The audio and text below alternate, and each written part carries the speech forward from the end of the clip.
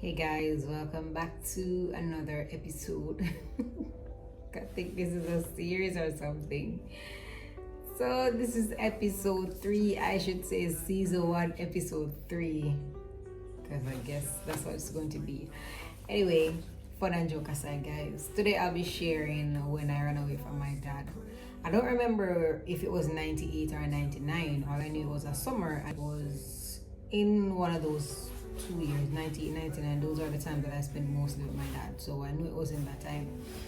So for those who knew me growing up, they would know that I hate summer. I love it and I hate it, right? Because summer means I'll be at home, whether it's my dad or my mom, and then it goes when yeah. But this summer in particular, I was staying with my dad because sometimes I spend summers, holidays, sometimes even some weekends with my dad. And I remember at one point I was living with my dad for like about a year or almost a year. I don't remember because you're a child, you're not going to keep up with the time. All I remember is that I used to go to school, to and from school, from my dad, and I would go visit my mom like on the lunchtime or after school, and then I would go to my dad, right? So this summer in particular, I don't remember if I was living with him for the time when I stayed there for a year or if it was just one of the summer holidays. I don't remember. But it would have been a summer holiday. Yes, let me correct myself. It would have been the summer holiday because my two brothers were there. My father has two sons with his wife, and then he has another daughter after she's the last one, and her mom is the subject of this episode. So this lady now, let's call her Jane, right? Jane can cook. Jane can read for save her life. You can write her name on Bulangier and Jane name it. Yeah, that's what we say in Jamaica. She can't come here, but she can cook. This woman, I'll give her a props, although I can't stand her. She can cook, right? No matter what it is, she can cook. This lady has this habit now of when my father is there, she treats me the best. She gives me the best food, the best of everything. When you see the minute my father step out that door, gone to work, gone to the farm or something, this woman switch, like literally, like she has an alter ego. Switch totally, you'd wonder who she is. So I remember this Sunday, she was always quarreling about me being there. She doesn't like me, she doesn't like my mom. And at first I thought, she and my mom, how women are, they don't like each other because they have a connection to the man, and I don't know why. Anyway, in my case, I always thought it was all about my mom, the connection between, my mom and my dad, which is me, why this lady was dealing so bad. But I realized in the last half was that she started calling me black and ugly and looking like a monkey, and always saying that I'm black and ugly like my mother. And I used to get upset because I'm like, if you and my mother have something over a man, leave me out of it, right? Anyway, I have my two other brothers, they're younger than me. There's one, he and I are closer in age, like a couple months apart, so we are normally closer. And she took a liking to this brother because he was light skinned, and I forgot to mention that she's light skinned, she's fair skinned as well, right? But she's still black, so I don't know why she called me black and ugly and she's still black. But we know black people are the ones who put down each other the most, from my experience. So this particular time, it was a Sunday, I remember the Sunday evening, and she cooks Sunday dinner, and as I said, the woman can cook. And when I ate that Sunday dinner, the only thing was left to do was to lick my 10 toes. It went nice, but she was upset because she had to give me good food because my father was there, and she wasn't having it. So anyway, my father stepped out to smoke because he smoked cigarette a lot back then. And as soon as he stepped out the door, the first thing she was saying is that she have to get rid of me, she can't stand me, and she don't want me. Bear in mind, I'm not troubling this woman. If I am there, I stay out of her way. and all of that stuff. But she still want to get rid of me, because if she get rid of me, my father won't have any reason to talk to my mother. That's how she wanted it to be. But anyway, my brother that I was close with, we have this, like, it's a chocolate walk. For those who know the chocolate tree, we have this chocolate walk right next door. My dad built a swing over there, so me and my brother would always go over there, and we'd always on the swing, because it's big enough, could fit like two of us and stuff. And we would always be over there on the swing and stuff. We used to live right next door to Crystal Spring, so we just walked from our yard to Crystal Spring. Back then, Crystal Spring was this big entertainment spot where you have after school jam, you have fete, you have some of the biggest shows there. I think the first time I saw artists like Bounty Killer, Beenie Man, Shaggy was there, because they used to have this big stage show and stuff. Kind of remind me of like Plantation Cove. But so it was a big property, and it had a lot of attractive plants, fish. They had a koi pond, and I used to go over there and feed the koi. So my brother and I used to be always around. They had this donkey. It was the only one I saw back then, and we used to ride a donkey. Poor thing, two of us load up on the donkey. But anyway,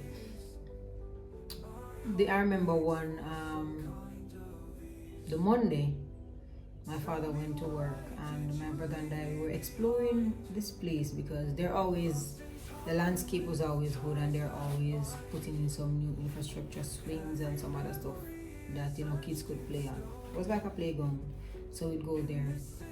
So my stepmom, no, I think she decided that she was gonna get rid of me fully, because no matter what she did, she would be this type of person where, as soon as my dad stepped in, she would tell my dad, why I did this, or I was rude to her. Sometimes up to 3 times a day, that lady would let my father beat me. That's how bad she wanted to get rid of me.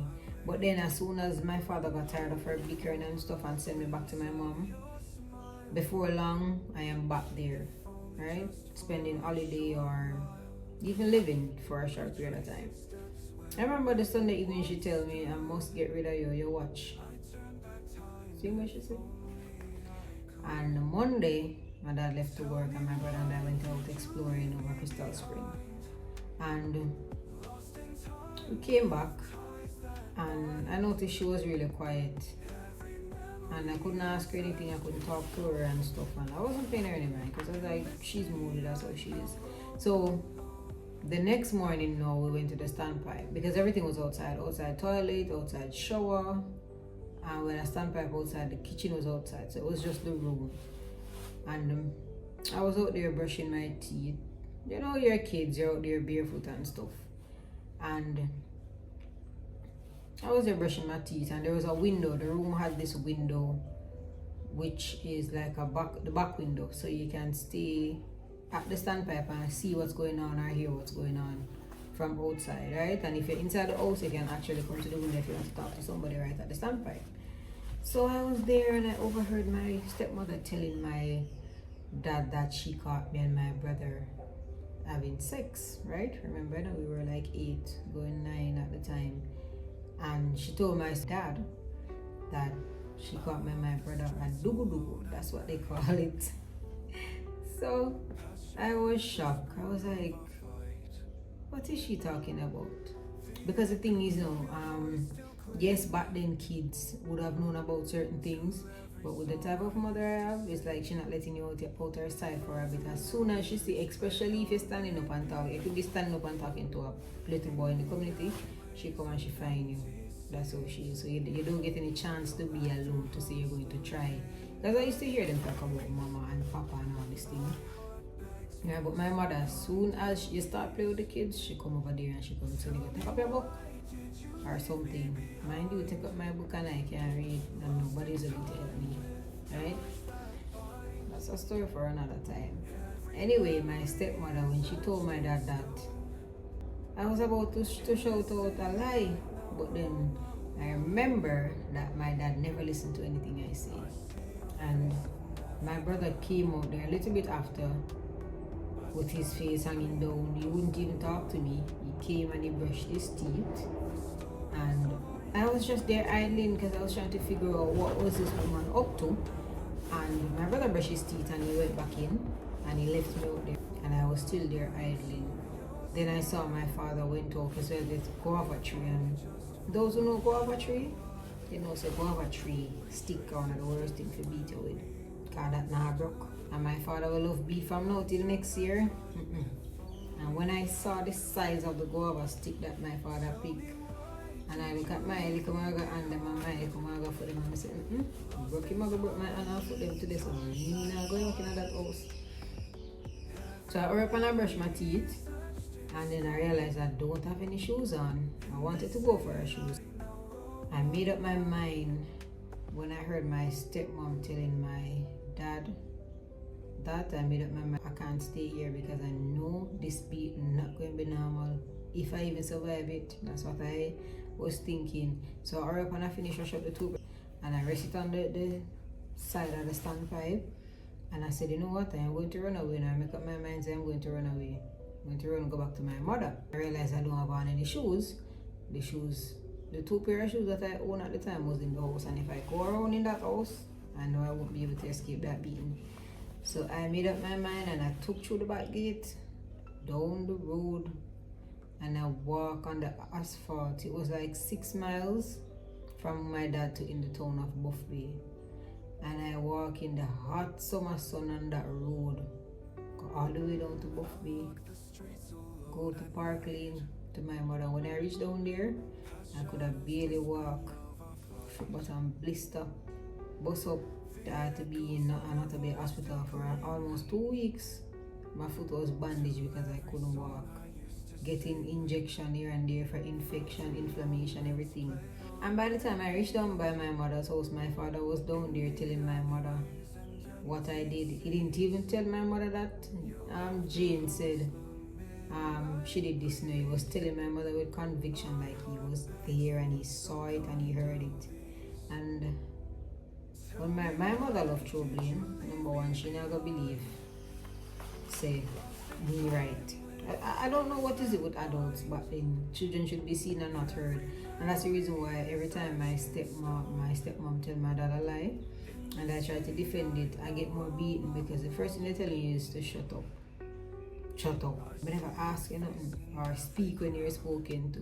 So it's like every time I try to say my side of the story, I was shut up with some beating. So I told myself this time that that guava stick not going to meet me today. And I ran away and I never went back to my father after that. Yes, we spoke over the year. He came and he talked to me and when I told him some of the stuff that happened, I think he was remorseful, but for me, that I still didn't soften up because I was like, you never once gave me the chance to explain myself. You never once called me one side and said, Jane says so and so, is it true or what happened? Or give me a chance to explain to you my side of the story. As soon as I open my mouth, shut up and don't back chat me and they talk back and all of that. So that was my experience with running away.